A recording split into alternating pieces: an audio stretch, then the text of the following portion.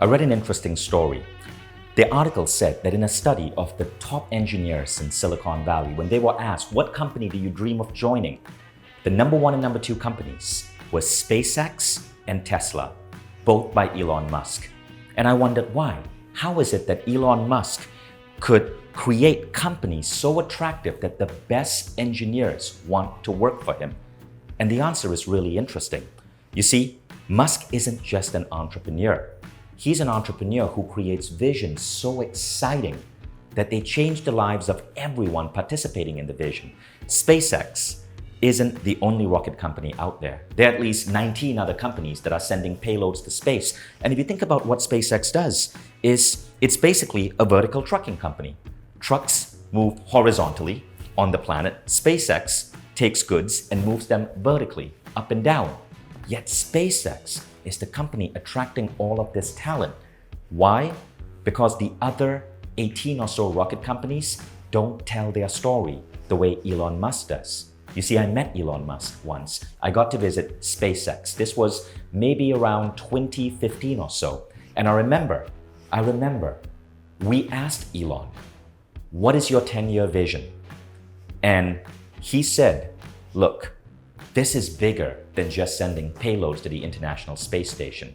And he flashed a picture of the planet Mars on his presentation.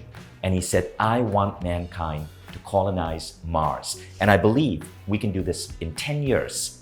And he said, humbly, but I'm also known to get my timelines wrong.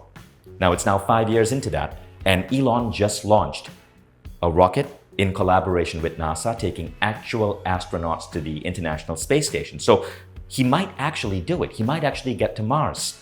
But notice how he speaks about his vision. All the other rocket companies are just rocket companies.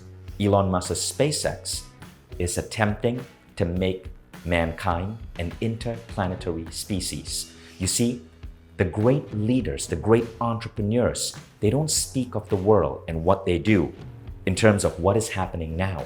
They speak of the world. They speak of what they do in terms of what they are intending to do 10 years out into the future. Study all the great CEOs, study all the great entrepreneurs. They speak in this way where people almost label them delusional. They speak 10 years in the future. But when you speak like that, what happens is that the smartest people are drawn to you. People who lack vision may condemn you and criticize you and say that you're lying or you're exaggerating, but the smartest people are drawn to you. And then that 10-year vision starts racing towards you with the collective brain power of all of this talent. In chapter 6 of my book, I talk about this idea, choose your mission wisely. And what I say is that, look, we don't all have to be trying to colonize a different planet, but whether you run a blog, or whether you're a writer, or whether you're a filmmaker, or whether you have your own company or you're working for another company, you should have a 10-year vision of where you want to be. And you need to act, embrace, speak, tell your story as if that 10-year vision is already happening. But there's another nuance to it. That 10-year vision has to be humanity plus and not humanity minus. What I mean by this is that 10-year vision should be a vision that actually uplifts and benefits all of humanity. And when you can put both of those together, you become magnetic. Your projects attract talent. Your services attract customers. And life becomes so much easier. You don't even need to sell. What happens is that the right people come to you because your vision gives them hope. I want to read you the opening sentence from this chapter. As you self-actualize, you gain an edge in life.